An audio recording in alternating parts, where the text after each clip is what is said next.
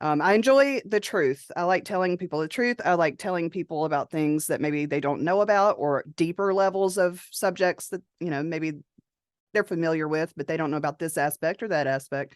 So I don't know. I like telling the truth, and I like to learn, and to not necessarily teach, but I like to show people things that maybe they don't know.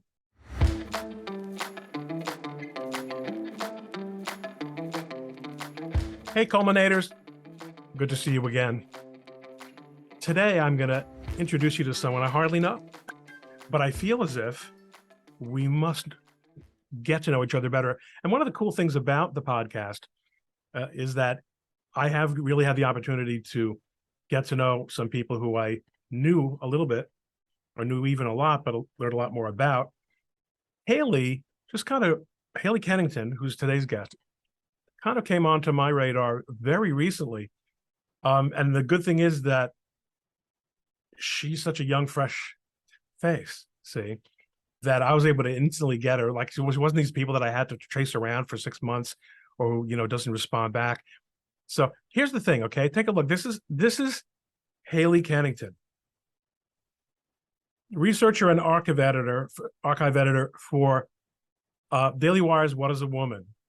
Okay, that in and of itself would be enough to have her on the show, right? Research director and story editor for The Plot Against the President, Amanda Milius. We had Amanda on twice, but we got to get her on again also. Wrong Speak Publishing. What the hell? Wrong Speak. Adam, I broke Adam Coleman, okay? Maybe you want to say, I made Adam Coleman. Substack, well, I don't know. Well, she's hacking for Substack. Maybe she owns Substack. Maybe she invented Substack. And this Modern Inquirer Live, that's something that she does, and she's going to tell us about, that I had no affiliate with at all. And then you go to her link, okay? Wrong Speak Publishing. She does something there. IMDb, obviously, she's a movie star. Twitter, she's, Kennington Report. Yeah, that's the Substack piece, right? Haley, welcome. Thanks for joining us. Ron, thank you for having me. I really appreciate it. What's going on with you? What do you do? What's your main day job? That's a good question. Well, I'm a mother, so that's before anything else. Oh, but good answer. I'm a writer and a journalist. I do a lot of research. I do some ghostwriting. I do some transcription work, which is really fun. I do editing for authors, and a little bit of everything. So mainly investigative journalism, though. And as of late, I've been digging around and stuff, and raising some eyebrows. So that's what I enjoy doing. So you must have done this stuff right, because you are really getting engaged by some really happening people in our conservative people's world. Sure. How'd you hook up with Matt Walsh? Well, that's a good question too. When I worked on The Plot Against the President with Amanda Milius, okay. I worked directly with an editor that really liked what I did. We worked well together, so he actually was signed on as the editor as What Is a Woman. So he contacted me, and I spoke to the director and was on board. Now tell me what you did. Let's back it up. Plot Against the President. How'd you get into that? I had a buddy who I was real good friends with, who was also really good friends with Amanda, and actually had an interview with the White House at one point. But they wanted me to move my whole family, so that sort of went out the window. But Amanda and I got connected, and like I said, my buddy sort of spoke for me. I'd worked with him on Loomered for Laura Loomer. So all these little connections sort of started going together. But Laura yeah, Loomer, I had a lot of fun. My former client. So, okay. But for The Plot Against the President, you were doing research? Yes. So I did a lot actually on the back end of it. Any clips that you see in both of these films that aren't, interviews or man on the street type deals are things that I have found and pulled. I pass over to the editor. So it's a lot of filler, but it's anything that's not, being done directly, interview style is stuff that I've pulled and the editors decided on. I do a lot of stuff with lawyers actually on the back end to clear different clips, to make sure that legally we can use different things. And there's a lot to it, actually, a lot more than just Oh, yes, there is. Oh, yes, there's. In fact, I want to come back to that in a second, but I just want to clarify that you answered the question that I was about to ask, which was, but Lee Smith already wrote the plot against the president. So why'd you have to research it? Because he wrote a book. Yes. And you Yeah. were So I did produced. that. I did that. I actually ran the social media for that account too. So what I ended up doing was when I did the summary, I sort of put it in a timeline because the book's not written chronologically. And we use that to sort of make some of the social media posts. So there's like all these little things that sort of sprung off that, you end up doing. But the plot against the president, we did under 90 days. And I'm extremely proud of that. It was a great team of people, a very small amount of, on our team. It was great. I had a good time with it. Were you involved in getting that through Amazon? No, That was no, I can't Amanda. take credit for that. Yeah. So you you really had some incredible experiences, and you're only kind of beginning, I think, really to be, to become known in your own right. Adam Coleman, how'd you hook up with him? Another good question. I did some work for the Publica, and he was writing for the Publica too. So it was one of those things where you come on board and, hey, it's nice to meet you. It's going to be good to work with you, kind of thing. And Adam and I sort of latched onto each other early on. And he liked the work that I was doing there. And he asked me to come on and start a news column for his Wrong Speak as lead journalist. So I've been doing that. That's fairly new. But yeah, so we've been in contact for several months now. He's a good guy. I really like him. He tells me that you guys are cousins, and I said, well, y'all look just alike. That's right. That's right. We I don't have any Coleman cousins actually, but I have between my brother and myself, we've generated quite a few, thank God. But Adam is a great kid, and actually, what I appreciate about him is that he's one of those guys who came to me and said, I really think your listeners would like the book that I just wrote, and he was really engaging. I think I've had him on twice also, but he's really blown up. Yeah, He writes for Newsweek and the New York Post. And he's really become a phenomenon. And here he's hiring people. yeah, And he was a guy who was self-publishing his own book, and now he's hiring people. yeah. He deserves it. He's a really good guy. I like Adam a lot. Your text messages must be really like. Do you ever know any secret stuff that that? I Yes, know some really fun stuff. Yeah, because I do transcription work. So I transcribe phone calls and like meetings, dinner meetings. I do a lot of fun stuff that nobody knows about. I have a good time with it. I like sort of being behind the scenes, and that's just it. I haven't put myself, Well, sort of. what was your preparation for all these? So okay, so let me first conceptualize. You're a words person, Correct. and you're an accountability person. In other words, you confirm facts, you document facts, you get media that can be used to illustrate facts, you clear the rights to those media when appropriate, Mm-hmm. and you end up being able, it seems like there's not one aspect of those fields that you're not finding yourself busy with. And you say that you are a mom, which when you say I'm a mom, I mean, my wife's a mom too, but our oldest children are 25, right? I mean, it's Sure. not this, she's a mother at this point, Right. Right. You have young children at home, I assume is what you're saying. We have 5. I have Five, 2 okay. children and 3 stepchildren. Mm-hmm. So despite all this responsibility as a parent, you are doing all this stuff. So how many accidents have there been in your house that they've had to call over and get the, child protective services? You just say, Right. you're going to have to put down that phone. No, but it's sort of hard to find a window at times. Sure. It's kind of weird because I feel like sometimes I go in between these 2 different realms, in between mom mode and work mode, but it's constant because I'm always doing both. But it's a bit of a juggle, and I like that. I like to be challenged. So All right, my question I had now that I have framed it, college major? no, No college. no, I dropped out of college. Ah, I know. perfect. I knew the answer. I knew the answer. Yeah, I did. Two reasons. First of all, because just the concept, your whole concept, the Haley concept, A, and B, college does tend, for most people, to make people to give people some degree of tunnel vision, which you clearly don't have. True. On the other hand, you obviously are, when people are self-taught or they learn from experience, they are frequently not particularly good with the words, because that's something that you generally hone at an advanced level beyond high school, though really at high school. By the time you Sure. finish high school, you should know how to write. Sure. Sure. But I mean, you did graduate high school. I did. Yeah. It's funny. I actually had done pretty well in writing. I won a couple of statewide essays for, the schools that I was in. And it was something that I was actually like naturally good at.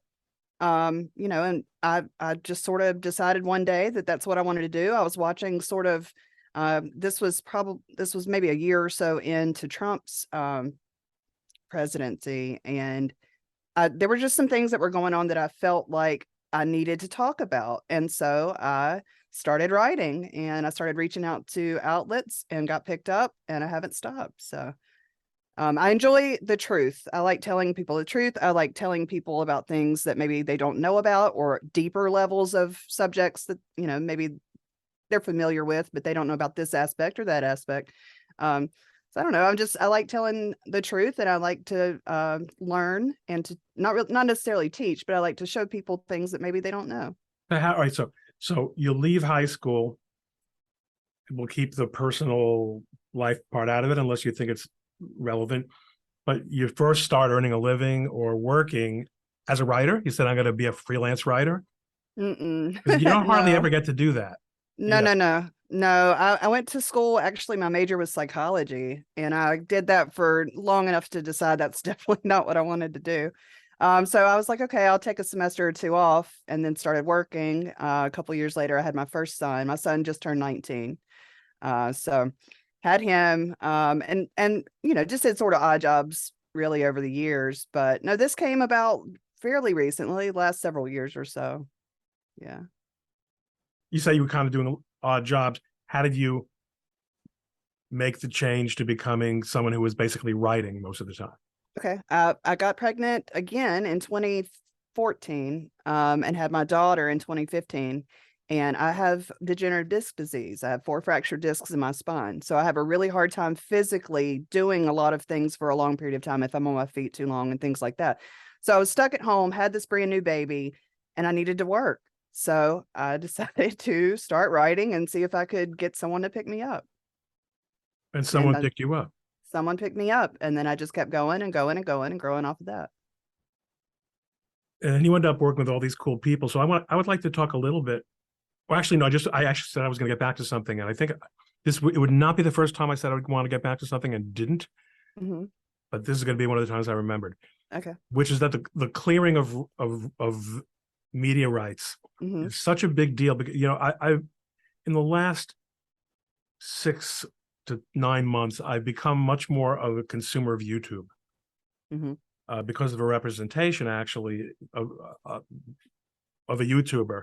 Mm-hmm. And to understand his business better, I started poking around a lot more, and I have a much more of a sense of how it works. And I see, for example, I see all these movie review videos, and they have to really skirt how much they can use from the movie without getting a takedown. And of course, that's really a YouTube issue more than a copyright law issue, because as a matter of Sure. copyright law, you can definitely excerpt a work to do a review, but you really can't fight City Hall. On the other hand, I notice that sports videos really use other people's works in order to talk about this championship game or this play or whatever the case may be.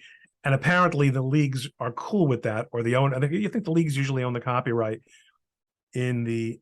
Have you done any sports stuff? Because you're not No in sports stuff. but you No. know YouTube. Yeah, I do.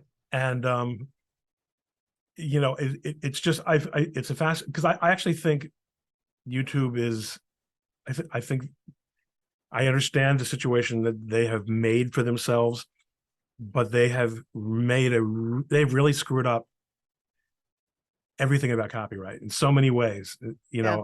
and they're making so much money off other people's copyright and off other people's copyright infringement. And yet on the other hand, I've got a friend on Twitter who doesn't want to be, he's a quiet guy, but he said, do I know anyone at Twitter legal? Because at YouTube legal, he has succeeded in getting people to get takedowns of people who, he's a filmmaker, who have infringed his work. But on the other arm of YouTube, they don't believe he is actually the person who's like, they're accusing him of infringing his own work. Yeah. And apparently he can't figure out how to, and of course he said, anyone at YouTube legal, and you must know this, YouTube legal is not there to be reached.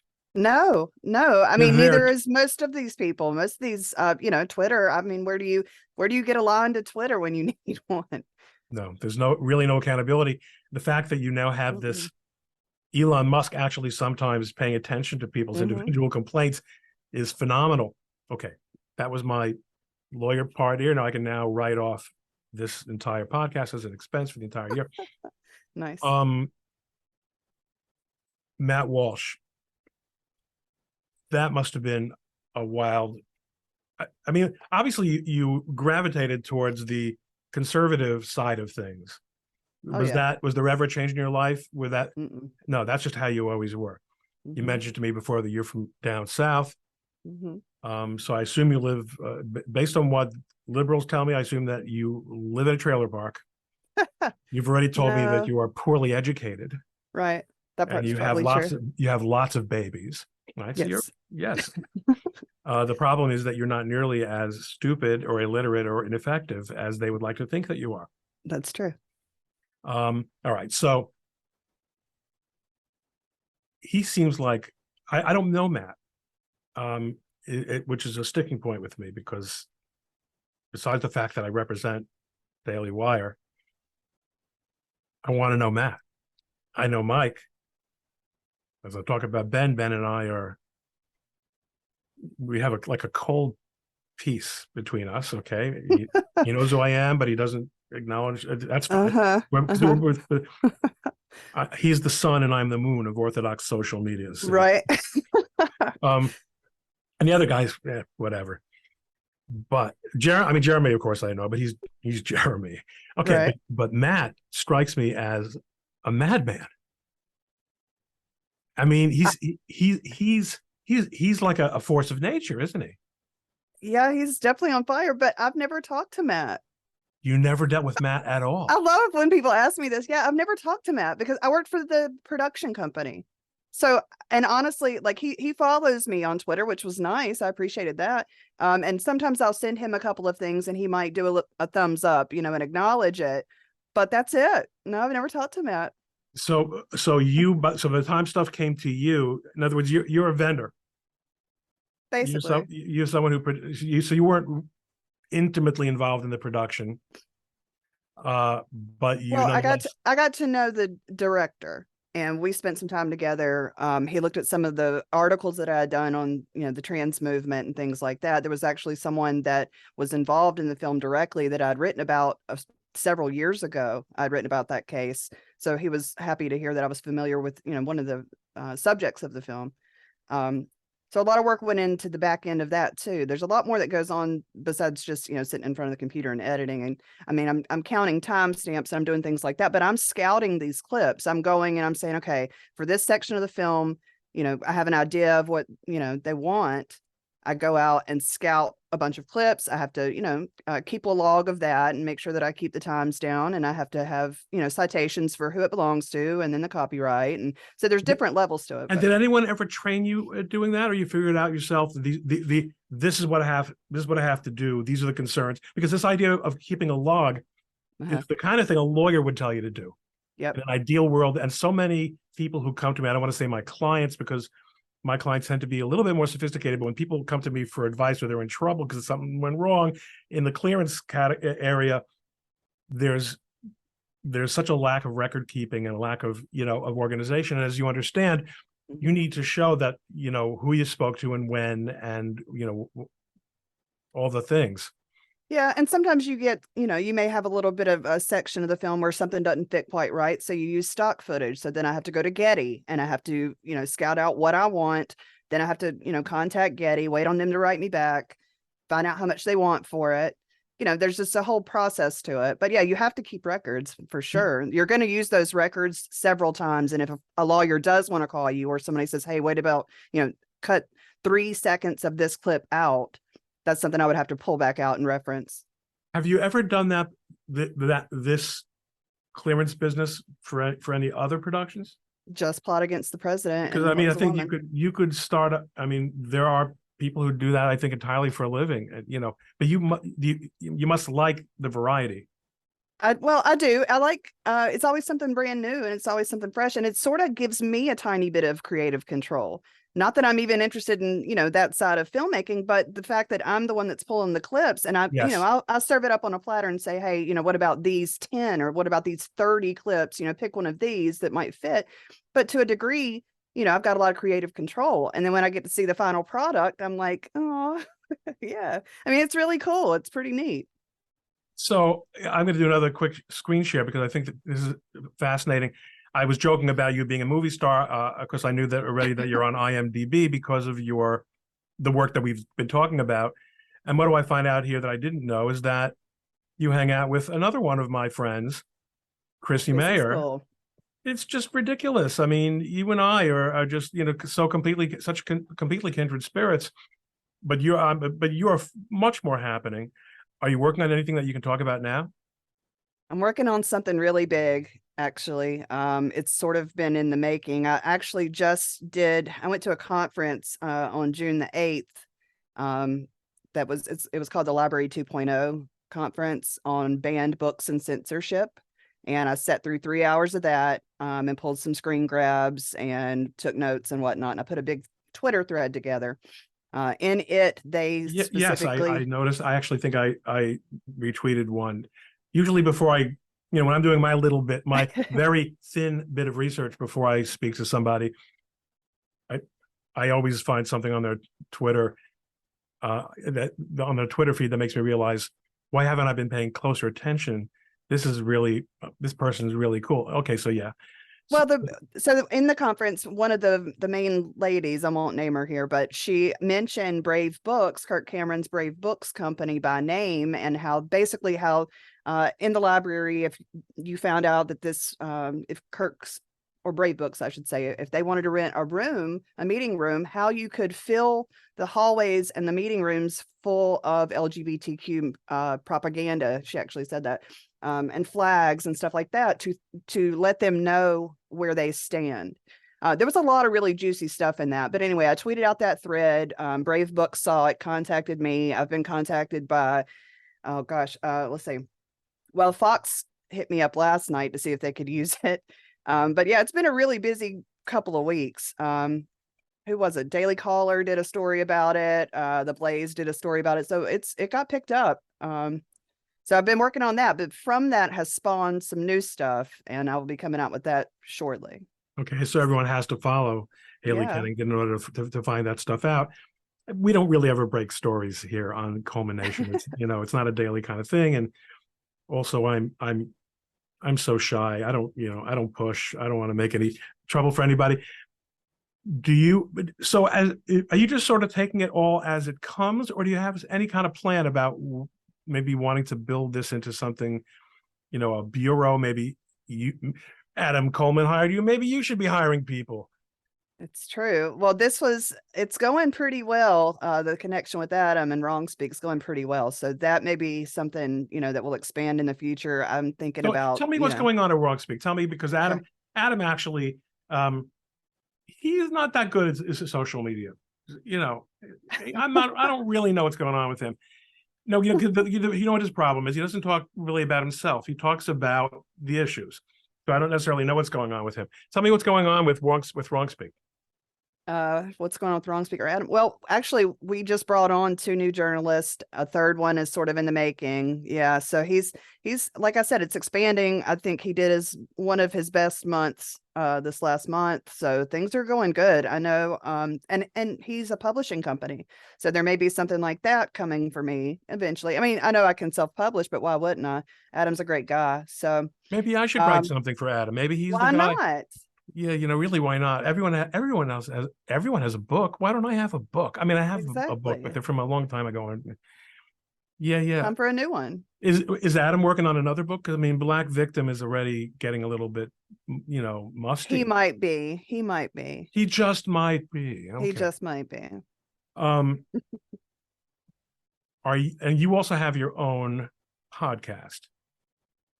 Well, sort of. Yeah, Or I is that do have my the Substack. I have it set up, but I've actually been so busy I haven't actually started it. I think I'm going to go through Substack, but I do have some of my writings there. And I do have a little YouTube channel, but I haven't even started to promote it yet because I've been so busy. I have no and free that's the time to mid do 90s anything. mentality? Yeah, yeah. I I mean, haven't even promoted it. Yeah. well, I built the whole studio and got sort of pulled off and working on a couple of other projects, and I just haven't had any time to get back to it. But built a studio. that's the Am I supposed plan. to have a studio? I'm just sitting here at my desk.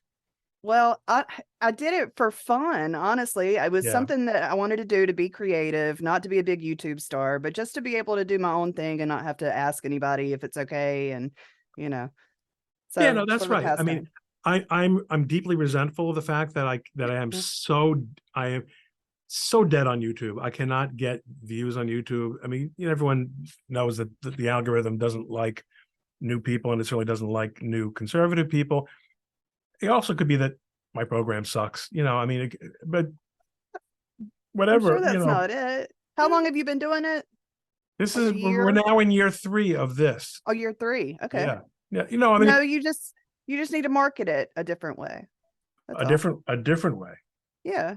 You Yeah, need fresh new eyes on it. That's all. yeah. We're gonna have to talk about that. You seem to have some insight into that. Social media. Hmm. I mean, you're working in a lot of what you are doing is really very traditional type of stuff because you're doing the sort of shoe leather investigation and the writing part that people associate with old fashioned journalism. Do you ever get any, you know, what do you think of journalism as an academic course of study? Mm. I honestly think that I have learned more from journalists like myself than I have anybody that is being paid to do journalism by a larger entity or some of these old school people. That's just it. When you have someone above you where you have to run everything, through them, lots of times the story never gets out.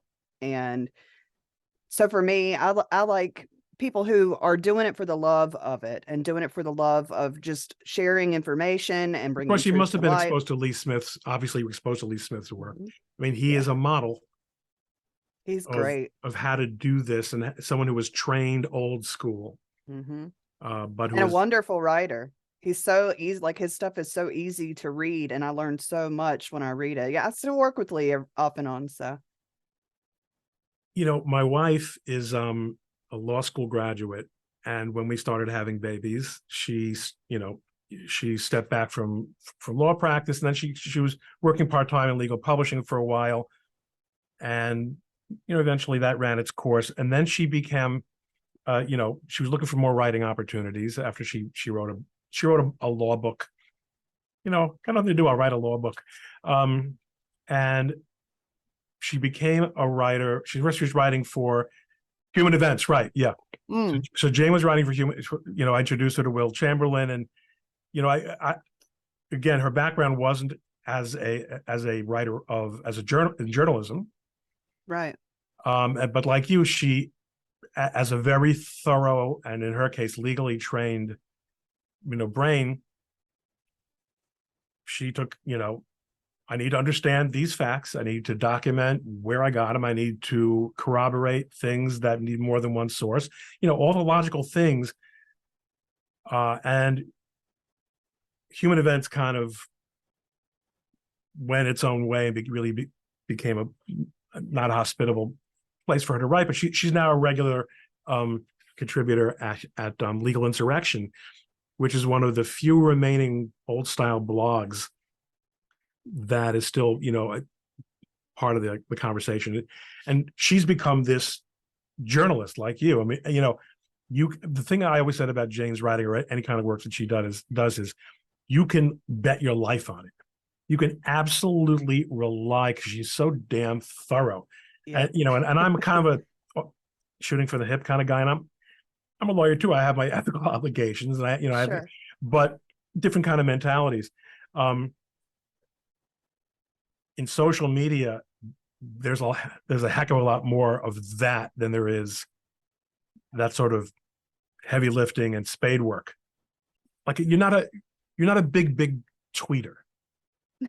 You tweet your substantive work, and this is true of Jane also. She doesn't riff and fool around. And but that's the fact is that kind of feed is an extremely valuable feed that people should need to follow, because if you want to be amused 6 days a week, Ron Coleman is great to follow. But if you want to actually really learn, from people who are doing the heavy lifting, and unlike in the days when Lee Smith and Ron Coleman were pups, you don't need that gatekeeper to give you permission to publish it. You've got your Substack, and you've got your, Adam Coleman starting his own publishing company, and of course the world of podcasting, as I mentioned to others, this is where the most meaningful conversations are taking place. Certainly not on The View, certainly not on late night talk shows. And now you have this world of independent filmmaking typified by Matt Walsh and whatever else stuff the Daily Wire people are doing, and Amanda. It's kind of cool, isn't it? I mean, I've had a really good time with it. Yeah. And it's funny that you say that. Well, go ahead. Because you're right in the thick of it. Yes. Yeah, it's been pretty cool. I mean, the thing about Twitter, it's hard for me to sort of find a balance between like, here I'm doing this and also having a good time. I actually tweeted the other day and I said, is it possible for journalists to also have like their own opinion on Twitter or other social media? What do you guys think? And it was sort of split. I was like, wow, okay, so I can't be human and show my personality. It's just weird. So the fact is, it doesn't really take much in most people's cases to figure out where they're coming from. Sure. Although there are exceptions. For example, I have an old friend from college who was actually the brother of one of my roommates, named David Montgomery, and for the longest time he was a writer for the Washington Post. And he was just part of the slaughter that took place there. And I actually check in with him and see where he ended up. But a very, very accomplished writer and journalist going back to college days. David is an example of a guy where you can't tell where he's coming from. Even though he writes for the Washington Post, you always feel like he wrote an article, a really critical article about the Southern Poverty Law Center, the well-known hate group, that I relied on to a great deal for The Atlantic, and it was not complimentary. He did not let ideology blind him. There are journalists like that, but and he doesn't really tend to show his hand too much. But these days, most people do. What I find extraordinary, though, is that newspapers like the Times and the Post and many others will allow someone to put the name of their network or their publication in their handle, which is, you're basically giving a license of your brand to that person to express his or her personal opinions. That's crazy. I agree. And I can understand if you had two accounts, and one for just the journalistic work, and then I'm not pretending not to be a person. I'm a person with opinions and views. But the idea that John Smith CNN is now going to start talking about what a dipshit Trump is. Right. We all know that's what CNN thinks, but and I think that's actually a brand management issue, that if anyone would have, they don't. And what happened, what I've observed this before, silos built up around these Twitter accounts, especially very well-known journalists, they get very large Mm-hmm. and very insular, Mm-hmm. and they start really shutting out. Do you ever feel that you are, by virtue of being so deep in the mix as you are, and really it's so cool, um, with with the wingnuts such as me Mm-hmm. and my friends, that you are beginning to maybe not be as receptive as you ought to be about hearing the whole story? No, I get your point though. Because of what I do, I dig around in some pretty dark, like, corners of the internet. And I feel like, I mean, I want to be balanced, but for me, it's about whatever the truth is. Wherever that leads is where I'm going to go. And that takes me a lot of places. I have to listen to everybody, which is hard to do. Um, but no, I mean, I don't know. I think when you're on there long enough, it can be an echo chamber after a while, and that gets a little annoying. And that's usually when I put my phone down and, go touch grass, like they say, or go do something else. And it can be frustrating, but I think more than anything, I still feel like there's a lot of shadow bans going on, or some kind of No I question. actually yeah, I read on there was I don't know, Twitter support or Twitter Blue, or one of the accounts said that they were going to put out something showing how your account had been affected by blocks and things like that. And I would like to see that, because I like my engagement, and I know it's not about Twitter, but my engagement has gone down, like, really, it's been remarkable since before he came on and now. So I just feel like for me, I like being on there, but it's hard for me to get any movement on anything there anymore. So Yeah, there's I don't there's a lot of stuff that's hard to understand, and I think that you got left a lot of Easter eggs by the departing staff, know. and Hmm. that's a story that a lot of people are working on. But you seem to be having a great time, Haley, and it's great watching you have it and connecting with you a little bit, more deeply than we might have in a brief Twitter exchange. And I thank you very much for sharing your story and your, uh, this really fascinating self-made woman story. Your primary focus is your kids and your family, and after that seems to me to come the truth. Yep. And that's a pretty decent place to be, for no matter what else you end up getting involved in.